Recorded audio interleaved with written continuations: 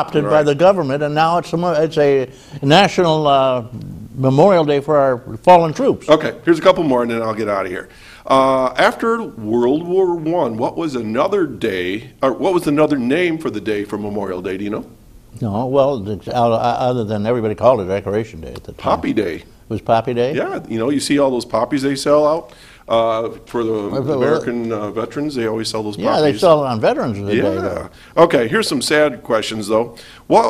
In what war were the most U.S. military personnel died? World War II. You are right. What war had the highest percentage died, percentage-wise, as far as the people that were in the war? Civil War. Okay. Wow, you're on a roll. Okay, last question. Of all the military wars that we've been in, now this is Memorial Day, because we always think of Veterans Day, but that's honoring our veterans today, but Memorial Day is honoring those that have fallen. How many men and women in the United States, over all the wars, according to the United States statistics, have perished or died in the line of service? It boils down to almost 3,285,612. You're just making this up. You really don't 612. know. 575,000 and plus or minus. Oh, yeah. So about just over 500,000. Well, Ladies and gentlemen, let's honor our fallen. There's lots of events going on in all of our communities, parades and decorating of graves and flag ceremonies. Have a great weekend. Back to you, Reed. Thank you, John. Don't forget, I just got back. This is Lori. Lori's on with us now, and I certainly appreciate you coming. I'm dressed in my gardening clothes because I just got back from the cemetery. I planted a couple of plants for an old friend of mine. We have a big gravesite. I already planted that. But as an afterthought, I had just a couple of flowers left, and I put them on his grave. All right, Lori, it's a big day coming up. What are you doing? What are you going to do for, you're going to march somewhere, I'll bet. I do. I always enjoy the opportunity to march in the Jamestown Memorial Day Parade with my children. And if I could, thank you, Reed, for the opportunity to be here with you again today. It's such an honor to talk before all of our seniors in Chautauqua County, as well as your entire large audience, which I understand. The last time and the first time I was on your show, I was just amazed by how many people are tuning in every Saturday morning and then following it thereafter on the internet. Yeah, so you have a large following, and it's a pleasure to be here. We're getting more and more people on the internet because we're on several different sites there, including YouTube, anytime you want to go.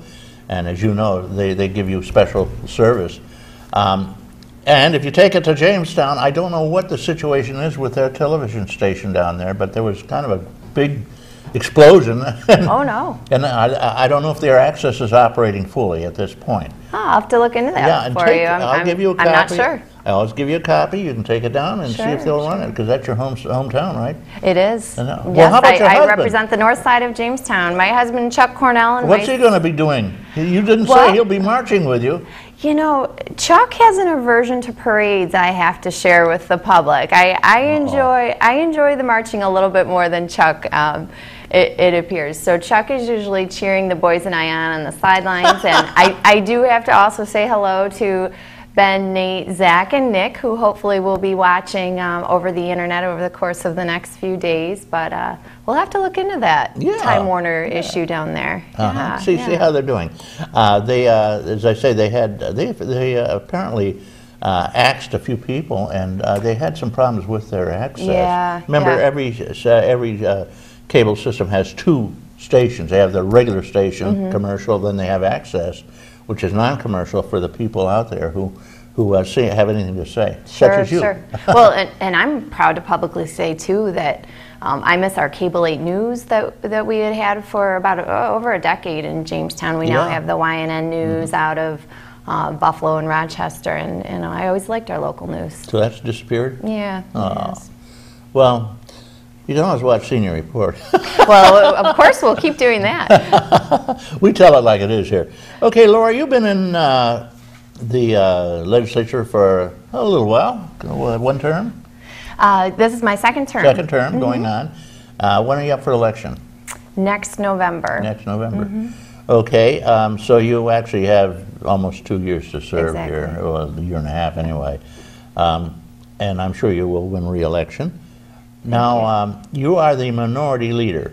I am. In the legislature, which is unusual for somebody who really has only been in politics per se and as an elected person for a few months, really. So how did that happen?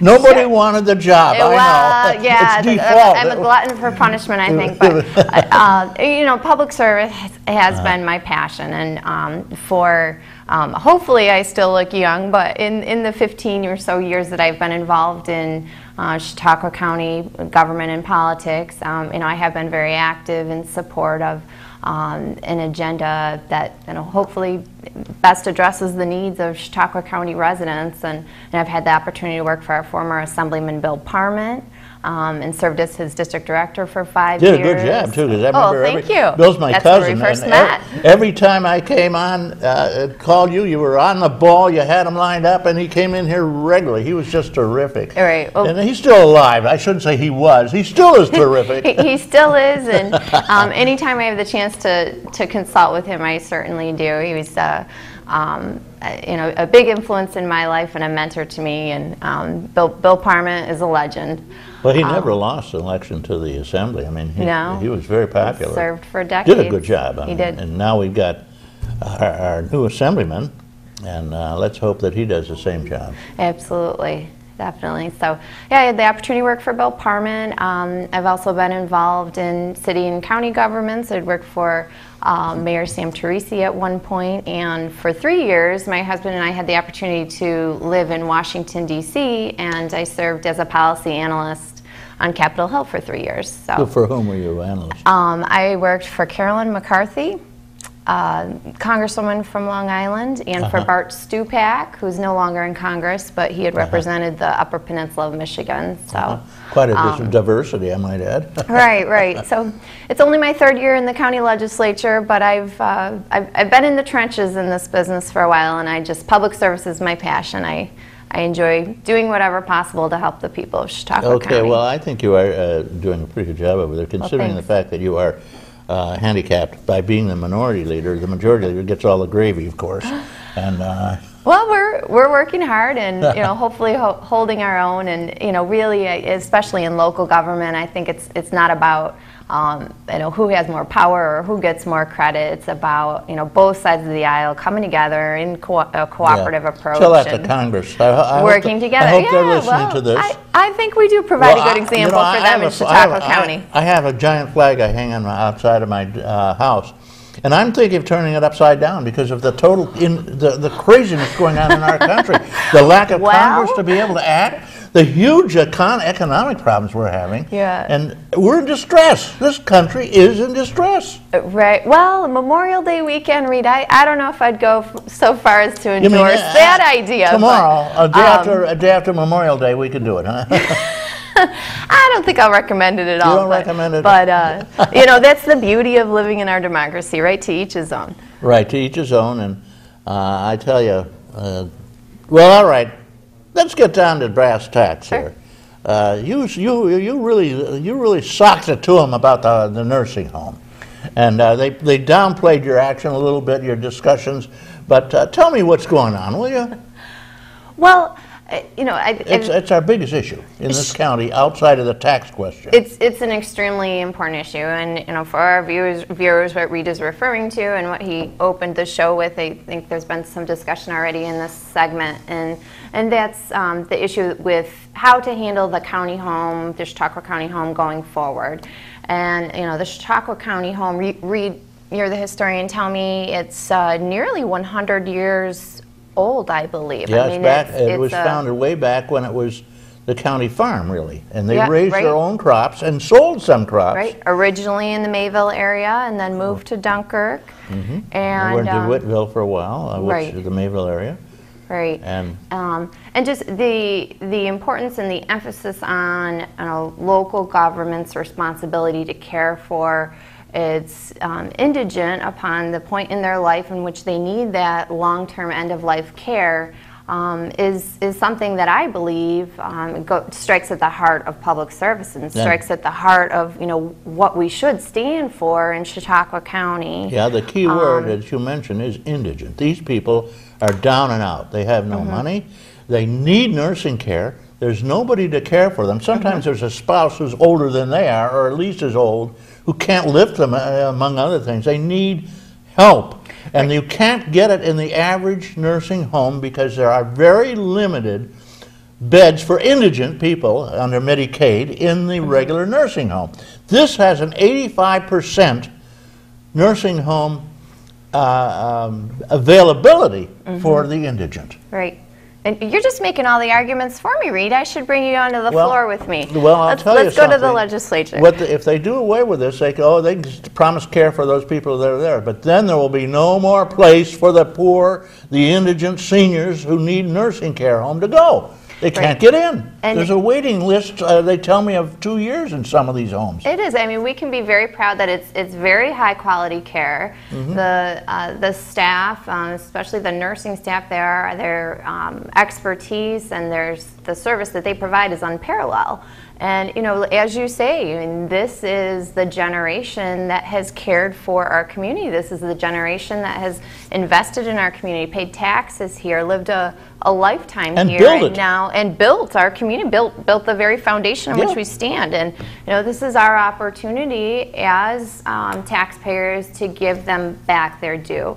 You know, and this issue is an extremely important heart issue, but it's also a head issue. And, you know, I'm not going to sit here, I'm very fiscally conservative. I'm not going to sit here and say that we don't need to be concerned with the financial impact on our tax base of the county home. Let me ask you a question about this financial thing. They keep hooting the people who want to sell it, including Edward's strong desire to sell it, evidently, and our good friend Mr. Crosscut seems hot to sell it, among others. They keep telling us, oh, it's costing us so much money.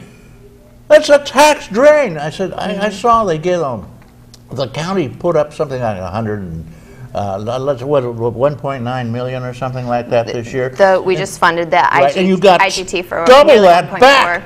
Double that back into our county from the state for jobs and for work and to take care of these people. So we're actually getting the money back from this, which is probably more ultimately when it flows through our system here than the money that they spent. Right, and the IGT funding, which the legislature recently approved, just this last Wednesday we approved, it was nearly $1.4 million toward the county home in local share to be matched by the federal government. And so that's a huge influx of much needed funding to the county home that makes good financial sense. It's a match allowable by the federal government. But not only that, you know, we need to look at the dollars and cents of the county home in terms of, you know, the county home from the beginning of its existence, or at least in modern history, has run as an enterprise account. A self-sustaining entity. And you know, my colleague in the legislature, Assistant Minority Leader Bob Whitney, and I drafted a letter several months ago, earlier in the year, calling on the county executive to address many of the issues that have led our county home not to currently be self-sustaining. You know, we need to be looking at, yes, there is an important heart issue here, and you know, there's a philosophical demand, I think, like we need to be accountable for end-of-life care for our seniors, but there's also an important head issue, and that's how can we make the county home make more financial sense. Okay, and of course one of the ways to do that is, and they keep telling us it's impossible legally, it's not blah, blah, blah, have halfway house there, not a full nursing center, but a center where they would have assisted living, which is a big deal. And also increase rehab, which is a big deal. A lot of money in that from the state and federal. All the hospitals have jumped into it for sure, and all the nursing homes have, but we haven't built that up. Why don't they go for it? Well, they say, oh, we can't have a assisted living. Why not? Next door, just buy a patch of farmland and put it up and call it the Chautauqua, or maybe the North Chautauqua Center, you know? Sure. And I understand there are some you know, state and federal governmental loops that we would need to jump through to get there, that, you know, it's not necessarily as easy as just let's do it, but those are exactly the types of things that we need to be, really delving into. And it's a matter, I think, of our county administration and the county legislature joining in partnership and making that commitment that, that our seniors in Chautauqua County and the indigent in Chautauqua County deserve